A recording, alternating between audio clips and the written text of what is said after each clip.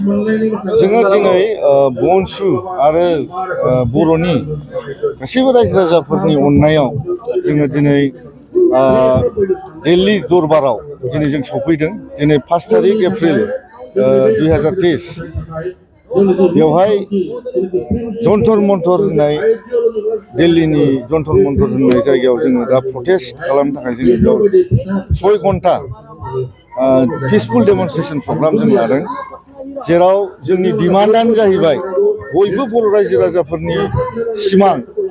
जोंनि डिमान्डआनो जाहैबाय बयबो बर' रायजो राजाफोरनि थांखि जे आलादा रायजो बड'लेण्ड, जे उपेन्द्रनाथ ब्रह्मनि जे सिमां, बेखौ जोङो साक्सेस खालामफैनो थाखाय जोङो बेयाव दिल्ली दरबाराव जों दिनै सफैदों।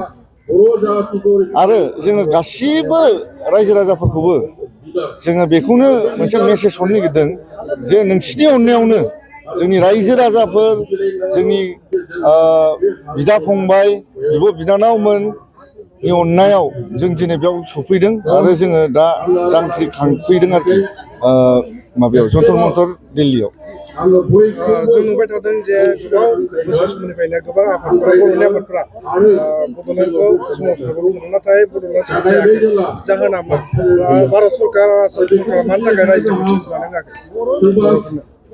जोंनि जे बड'लेण्ड डिमान्ड बे 1987 निफ्रायनो जागायजेनबोबाय आरो फैयै फैयै गोबां मुंख्लंफोरबो जाबोबाय। 5,000नि बाराबो, 5,000नि बारा सुबुंफ्रा जिउ सेक्रिफाइस खालामनानै बे आन्दलननि थाखाय गोबां सेक्रिफाइस खालामनानै बे आन्दलनखौ जाफुंहोनो थाखाय, बेनि जे आन्दलननि थांखि बेखौ जाफुंहोनो थाखाय, आलादा रायजो जाफुंहोनो थाखाय सेक्रिफाइस खालामदों। नाथाय जोंहा माखासे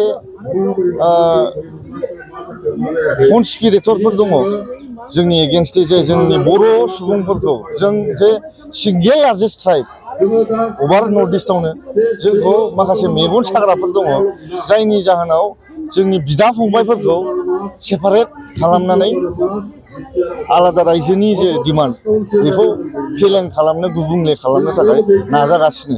नाथाय जोङो बै सुथुरफोरखौ, बै कनस्पिरेटरफोरखौ जोङो साबधान खालामनो नाजायो जे जों दानि सुबुं, दानि जे गोदान जेनेरेसन जों बर'फोर जे बनसुनि महर लानानै जे आवगायबोदों, जे आलादा रायजो सेपारेट स्टेटखौ जाहोनो थाखाय, मोगथां महराव जाहोनो थाखाय जों जे आवगायबोदों, बेखौ राव कनस्पिरेटर, राव मेगन साग्रा बा सोलो बाहायग्राफ्रा जोंखौ फेलें खालामनो हानाय नङा। आरो मोनसे बुस्थुखौबो नुबाय थादों जोङो, बर'आनो माने गावसा गावसि थाबाय थादों। बे बेलायाव खौसेथि जानो थाखाय मा खालामनांगोन? गोसो गोरबोजों, गोसोनि गोथौ गोरबोजों आङो बेखौनो लुबैयो जे जोंनि जे बिदा फंबाय गावस्रानाय, मोनसे न'खराव सासे बिदाया जुदि न'खरनि मोजांनि थाखाय खामानि मावगासिनो, दा बेवहाय फंबायाबो जुदि न'खरनि मोजांनि थाखाय मावोब्ला बे बिराद मोजां न'खर जागोन आरो आं बेखौ सानो। दा दिनै जोंनि बिदामोनहा जोंनि जे जोंनि आलादा संगठनफोर, जाय बर'लेण्ड बिग्रा संगठनमोन, दा बिसोरो मेंथ'नानै जे जिरायथ'दों। दा जों फंबायफ्रा, बनसुआ, जोङो दा बर'नि सिमांनि थाखाय जोङो दावगानानै जोंनि बिसिनि सिमां, बिसिनिबो सिमां आं होननांगोन, बिसिनिबो सिमां। बड'लेण्डआ जाहैबाय सारा भारतआव बा सारा बिश्वआव जाय जाय बर'फोर दङ बिसिनिनो सिमांखा।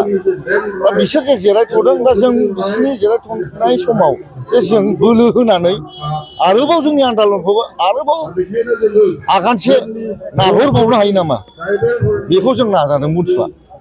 आरो जों खावलायो जोंनि मानगोनां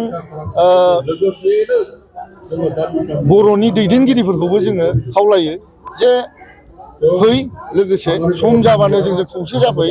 आंहाबो मोनसे आसा दंखायो जे बर'नि गोबां संगठनफोर जायानो जाथों, मोनसे लामायाव फैनानै बयबो ज' जाफैफिननानै बे जोंनि बड'फा उपेन्द्रनाथ ब्रह्मनि सिमांनि थाखाय आरोबाव लोगोसे नांफिनबावगोन बेखौ आं आसा दङ आरो आं बेखौ थैनायनि सिगां नुखागोन होननानै आंहा आसा दङ।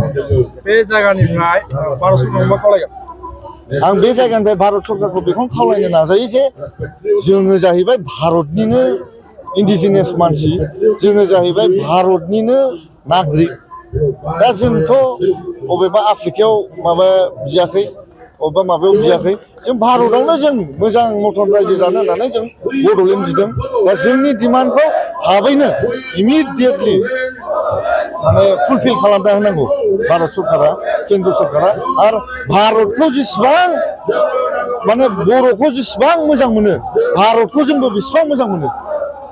आं बेखौनो बुंनो सानो कि हिन्दीयाव बुंनो सानदों आङो जे जितना बडो माँ को हम प्यार करता है, बोडोलैंड को हम प्यार करता है, उतना हम भारत माँ से भी प्यार करता है।